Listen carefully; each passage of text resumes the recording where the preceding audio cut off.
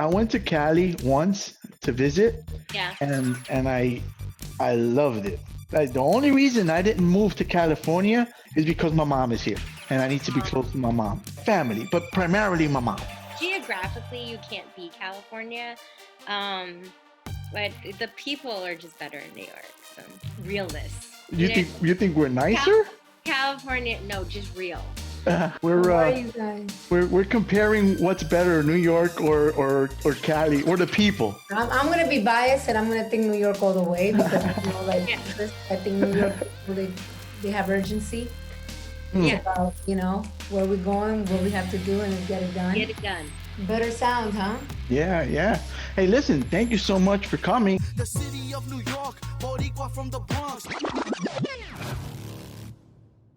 It's funny. I was looking through the release you guys sent me, and when I saw Nor, I had to think about it for a few seconds, and then this thing popped in my head: cubitos en polvo Nor. I just and I told my mom about it. She's like, "Sí, claro, we use cubitos en polvo Nor." Thank you so much for coming.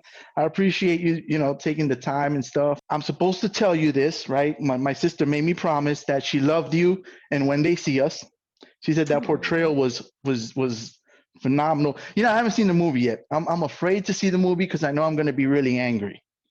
I think it's going to make me mad. I'm afraid that I'm. A lot of things make you mad. But it's such an important story to see. It's a limited series and definitely something worth investing time in to watch. I remember. You're I right. remember You'll be that. mad, and then you're like, yeah. Oh, Yeah. do you? The actual when? I was young, but I remember this happening. I remember. So and I followed the story through the years and stuff. So then when I saw it come out, I was like, my wife is like, "Come on, honey, let's watch it." I'm like, "I can't. It's gonna make me emotional. It's gonna make me mad. I'm gonna go, pound somebody or something." Like, I can't watch it just yet, but I will. I will. I have to be emotionally Yeah, you should. prepared. Was it hard to do that role and to be a part of that? Like, I think that it's a moment of you definitely I didn't remember. I didn't know this was going on. I was too little to actually remember when this happened. So to me it's more of like, wow, this just happened not too long ago, and this is what's going on, and being part of something like that where it's not only I'm acting and I'm part of a show, I'm part of like an important story and entertainment. So I think that I take pride when I take these roles and I'm part of these projects where they're not only superficial, there's a lot of layers, and they're impactful in our community. So yeah. Yeah, and that's a heavy one. I'm gonna watch it soon. I just know there's a couple of them that are out on Netflix that I just haven't seen because I know they're gonna, I start dreaming about them, and then I'm upset for days and days and days, and I know this story. Listen, but you have to. I think I'd rather go through it than I got nightmares just watching The Walking Dead. So I think that subconsciously we whatever we see, I think it affects us in one way or the other. So I'm pretty sure that you'll I'll enjoy it, survive. and because of Learn the for sure. Yeah, learn yeah, for sure. definitely. You have some new projects coming up, which is awesome. I saw something with Stallone. So you sing too, because you're gonna be in the Heights. Are you gonna sing like? Yeah. Oh, so you sing as Yeah, I well? have a yes. I have a one of the salon girls. Her name is Kuka, is a new character that was introduced, and that's me. So I'll be participating in the dancing, the singing, and the acting. Very cool. Very cool. You have your own podcast. Yeah. And you're Actually, it's Netflix. I'm the host of it. it's a Um, Netflix thing. Okay, cool. yeah. Yeah, that's nice. Con todo brown love. Brown love. Yeah. That's very Yeah. cool. And like what you're doing now, you're doing this. You're trying to encourage people to vote. You wanna tell us about that? Well, I had. I'll tell you a little bit about why I decided to partner with Noor. One of the main things that I think that we all could relate to, especially this voting season, is that for those that don't know, there's 54 million or more Americans experiencing hunger across the country right now. And it's, it's increasing. As soon as the pandemic came on, it also exposed many families that have never faced what we call food insecurity before, from losing their jobs to not being able to bring food to the table. So I think it was important that I partnered up with someone that advocates for, food access, and not only just food access, but nutritious food accessible within our communities, and that they support our community, but also participate in programs and in, social campaigns like these, like hashtag Feed the Vote, which is basically that on their website, they're facilitating the communities easier access to register to vote, but also inform them of other ways that they can, support their current communities. How can they help? How can they educate themselves when it comes to like food insecurity and the candidates and who needs to know what and so forth. So it's a great way to just make it easily accessible to all.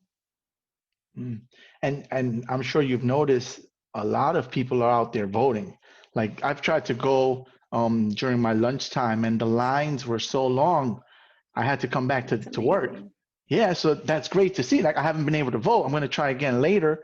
But the fact that it's like that, there's so many people. I live right by Borough Hall in Queens, so I can see the lines are so long, and it's good because it says people are actually out there being active, and I see it.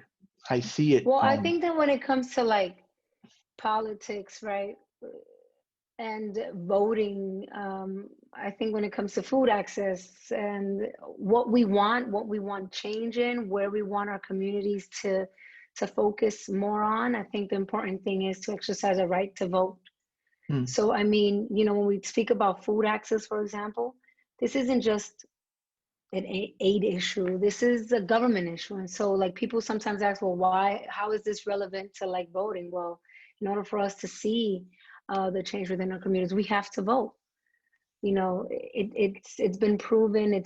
Voting is one of the most powerful ways to like elevate issues, but also elevate something as access to nutritious food within our community, which is something that's essential. It's not something that should be like, a privilege.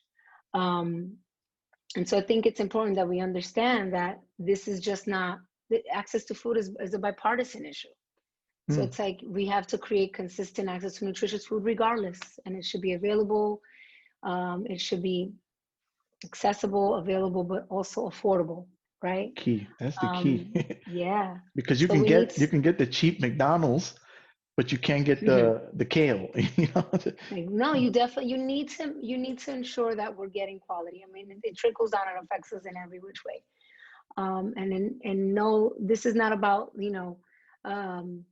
oh, here we are. Let's see. We're just going to throw up a website with Nora and we're going to just get people to know. This is also a way to educate each other, using our right now, we can't stick to what we're used to. We have to use, whether it's social campaigns, we have to be active on our social media with brands. We have to see who they support, what do they believe in. And so for me, it was important that when I attach myself to a brand, that they believe in what I believe in, which is for our communities, the better of, right? And how can we educate our communities? How can we get them to vote while, there's so many other things on people's minds, right? Like getting a job. So I think it's important that we streamline things and that we continue to do so. What do you think needs to happen on like legislative level to help accomplish this? I'm glad that you asked that, because on the website, nord.com/vote, they have a link to FRAC, right? And FRAC, F-R-A-C, they inform you on what every candidate should know. So if you're interested in knowing, okay, my candidate should know that hunger is a priority and that this is what is created in our community and so forth. So they make it so easily accessible to know, oh, if I vote for a candidate on a legislative or federal or local, I have to it's my due diligence not only to like and be educated myself, but also they need to be educated, and also I need to vote and participate in every election. You know, on a federal level, on a local level, we have to be actively involved. This has to be, you know, as much as we celebrate holidays and as much as we incorporate like habits, this has to be habitual, where we're consistently involved in our voting process. Next year, there's going to be so many seats up in the council, like you said, the local level. And I've spoken to quite a few of them. So it's worth noting. I'm gonna bring that up next time I speak with someone, what their thoughts are on that. And I'm gonna check out that link. I'll throw it on my website as well, so that I might be better equipped for that conversation. Because people have talked about helping people stay in their apartments and, just general assistance to everybody. Homelessness has been a big issue, but food in itself, of like just people who are struggling and stuff, hasn't really been brought up. And this is why it's important for us to ensure that we are asking the right questions and we are demanding, what candidate should know about what issue, right? There should be no reason why right now 54 million Americans are experiencing hunger. There should be no reason. And so for me, it's very important that we understand the correlation between voting and food access, food nutrition, food insecurity, because people don't seem to understand that it's all relatable, right? And the only effective place to make the change is at the ballot box. So it makes me really excited to know that we have this surge of like, people are voting, there's plenty of campaigns, hashtag Feed the Vote, people participated. I teamed up with them. I made a video of how can you follow the link, and it trickles down, it connects. It's a huge way of us seeing change and movement. And we don't really have to have a personal experience to have compassion or empathy or understand that food insecurity is something that, whether it's you've experienced it all your life or whether you just happen to experience it now, it's something that we can all relate to, and it's a necessity. So I'm glad that people there's lines and that you have to go back and stuff like that. I got my voting done early because again, I'm in Atlanta, but it's great to see the people here also voting and so forth. And you see it a lot in social media. A lot of my daughter, who's 18, she also voted for the first time, and that was a great thing to be proud of as a mother, and having a daughter that she's like taking on her responsibility. This is grown people stuff. This is how we see change. And so we could disagree to agree to disagree, but one thing that we can't is on the issue of food insecurity. And I think everybody can agree on that. Yeah. Yes. All across the board.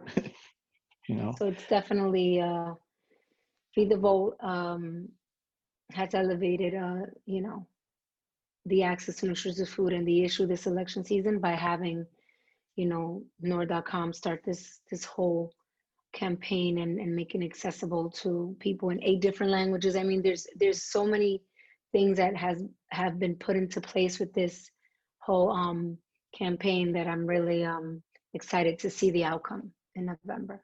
I feel like it's unprecedented. Like, I've not seen this level. Well, President Obama mobilized a lot of people and stuff, but right now I think there's this we're at a very weird place in the country where I could probably, if I put a post right now on my social media that says we're trying to feed people and we're trying to encourage this, and someone's going to come and tell me strap yourself up by your boots and do it yourself. Like that's the kind of world we live in, where some people are always going to try to go against no matter what. I've gained weight during the quarantine, right? That means I've had abundance. I've been blessed, and I've managed to keep my job and everything. But anyone like me or any of us is one paycheck away from hunger. Yeah. It's not to say that I'm doing it for me, right? It's just to say that you have to be aware that, if I lost my job, I'm one paycheck away from a bad place. So you need to be aware of that, not because you're being selfish and for yourself, but just understand that that's life. So you want to take care of everyone that you can help in the process. And if you can, then why not? And being able to educate on what's healthy, what's, what's good food, access to good food, not just, abundance of food, but good nutritious food, because Right. it helps our kids, helps us. It just, nutrition is a necessity. And there should It's be no also question attached about to that. health as well. Yeah, Your yeah. health. I hate to admit it, my blood pressure medication over the quarantine got doubled up because I gained weight. See? So I was on the way. I had dropped a good deal of weight. I was much healthier, feeling much better. Then they closed the gyms, and everything changed, and I went into this bad headspace, and it was Haagen-Dazs all the way. And I was Well, afraid this mental shirt health, wasn't gonna fit. everything is Yeah. affected by what you consume. The food we eat, it definitely affects our performance. So I think it's important for us to understand that this is a voting issue, and we need to be actively participants of every local, federal election, and so forth. We have to get to the ballot box, whether it's by mail, Yeah. electronically, or present. We have to be there. We have to show up. Early, you have several days still, and then you have the actual election day. We've had the mail ballots. We have a lot of options. There's really no reason anyone shouldn't be able to vote at this point. That we have a lot of ways to do it. I know that there's suppression and stuff in some places, but for the most part, if you're able to, you should. Yes. So many things come from it. I don't want to get too political, but a lot of things are happening right now in the world. Look at the Supreme Court. It really matters, because if you don't, then things happen. I I Exactly. um I also saw that you were doing some stuff on prison reform. Yeah. Now it's slightly off topic, but I think that's also pretty great. That's like one of the things I give Trump credit for, that he has granted clemency to some people that were unfairly imprisoned. I don't credit him with a lot, but I give him that, that he Hmm. has done that. With Kardashian, she did a bunch of stuff, and they've helped quite a few people, which was nice. And then I saw a video of you on, I think it was on Revolt, Yeah. Revolt, and you guys were talking about that, which is pretty cool. So you've been getting really active in the community, so thank you for that. Oh, Using, thank you. yeah, well, you're using your platform, to really help, and that's important. Thank you. So us, Yes. some of us little people try, but we obviously don't have as far reach. So it's nice when folks But like you'll be yourself. surprised nowadays, little people with bad intentions have a lot of effect you know, on straying public, Mm, the public audience. So that's why we have to be careful what we attach ourselves to and so forth. And for me, I try to do as much as I can with what I have. It's a lot of work. I do believe that everybody should have their own beliefs, and if we all mind our business, then we'll be all right, and do yeah, good. yeah, And you know I think that's what's most important for me. um and then I think that from a bipartisan standpoint, where for me it's about voting. yeah. I think that when it comes to identity, and I speak about that in the podcast, when it comes to like religious political beliefs and all that stuff, um I think that's something intimate, and it should be. If you don't feel comfortable, there's plenty of people that don't feel comfortable speaking about Right. their political beliefs and so forth. But that shouldn't persuade them or discourage them to exercise their right, and that's what I stand for. You could believe what you believe in. I believe what I believe in. But let's go out there and do what we got to do, and then we can have a conversation. But we can't sit there and point fingers and think that we don't have a voice, consider ourselves little people because we're not in the public eye. There's plenty of us that are in the public eye, and we don't have as much power in what we say. Um, and there's plenty of quote unquote little people, like you say, that have much more impact within their community. So I think that we have to, the labels and the categories of who affects what, I think is important for us to know that starts within you and the decisions you make, and educating yourself and knowing why is it necessary for me to vote? Why is this an issue for everyone?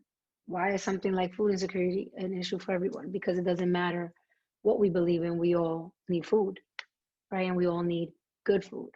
So, you know, just food for thought. Food for thought. Food for thought. dropping bars. Yeah, don't underestimate, right? Assume that people can hear you, even if you're, one of the little people. Yeah. But I'm glad to see, to see you active. I see you got all these projects going on, which is really cool. Thank you. From New York. So you're in Atlanta now? Yes, I'm in You said, Atlanta. Hmm. is it for like you relocated or for work?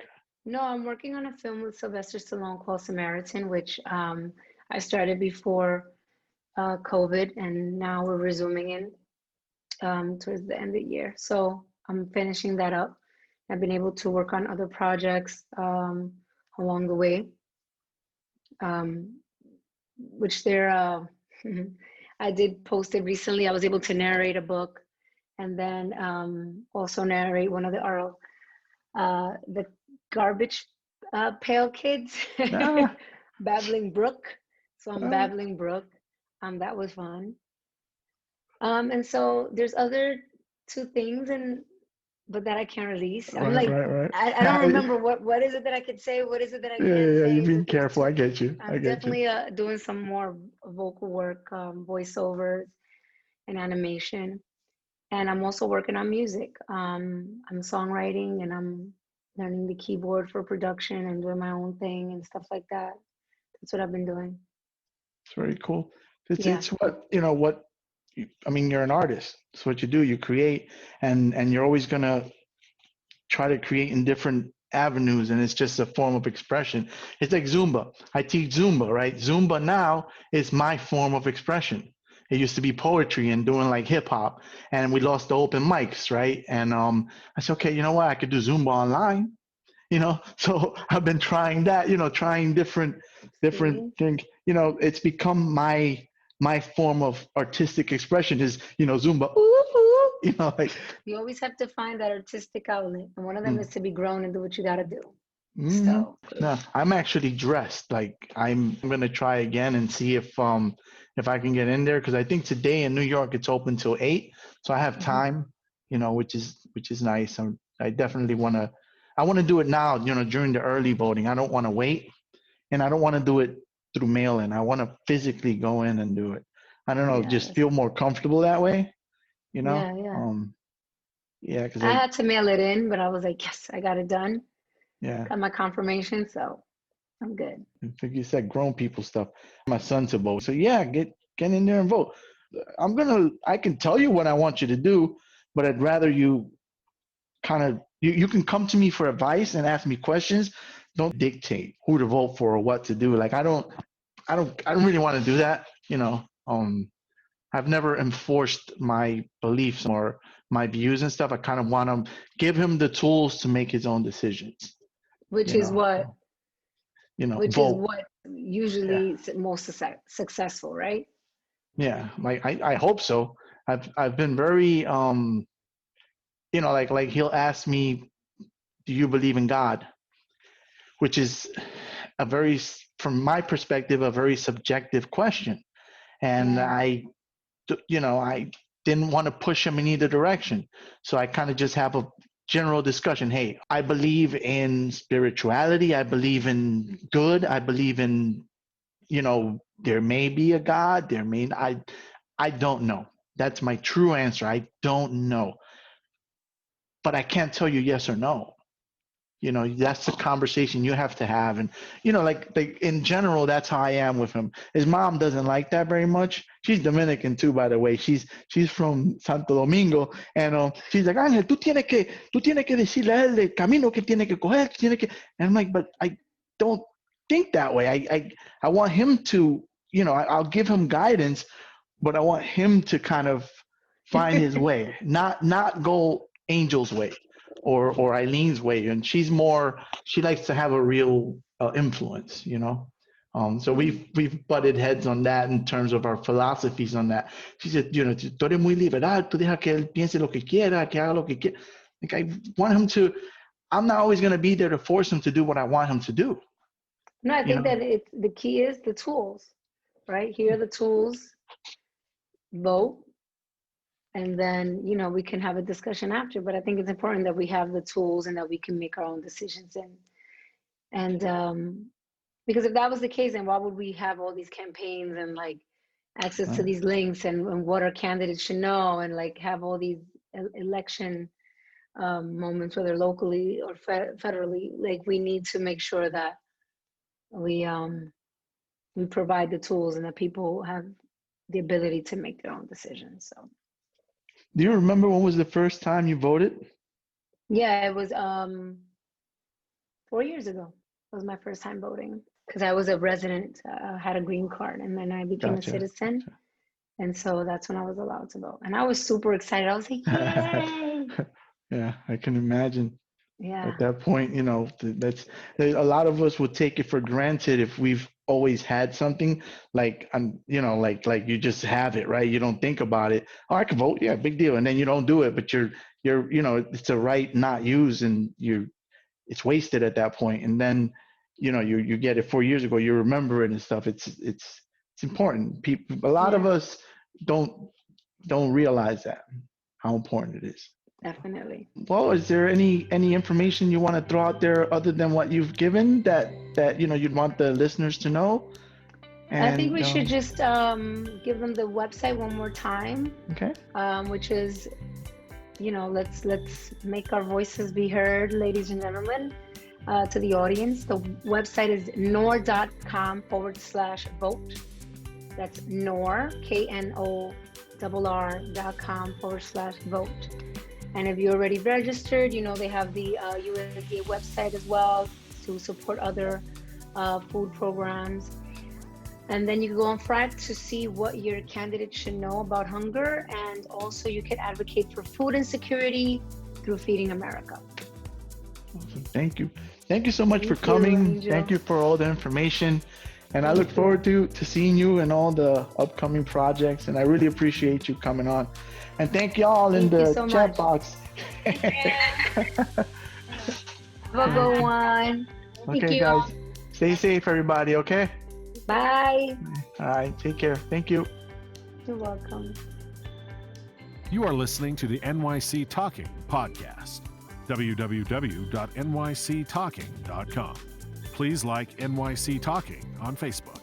Please follow Angel R Talk on Twitter and Instagram.